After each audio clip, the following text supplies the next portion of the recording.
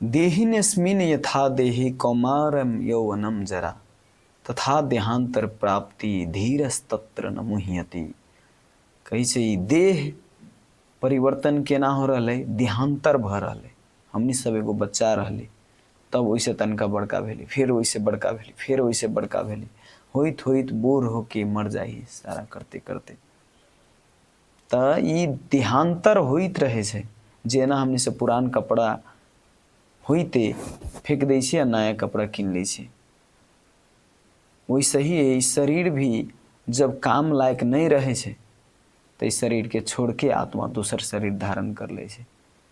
तो ये विश्वास रखू, हमनी सब केना ई उम्र में आ गेली अपने विश्वास नहीं लगी छे। हम एगो छोट बच्चा रहली, केना चंचलता एकदम रहले हैं, लेकिन आय पूरा एकदम बदल गेली।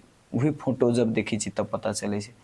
तो ई देहांतर भ रहले। फिर ऐसा ही देहांतर के अर्थ खाली यही शरीर में नहीं, दूसरों शरीर में परिवर्तन होइत रहे छे।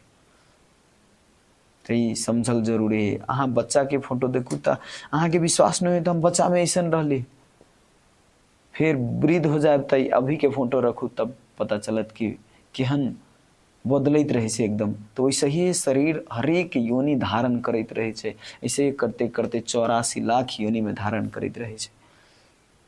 लेकिन हमने सबके विश्वास नहीं लगी, हमने सबके जो मन लगी वो कर, कथी कौन देख ले अगला जन्म, वैसा बात नहीं है। जब यमराज मारेगा डंडा तब हो जाएगा सब ठंडा।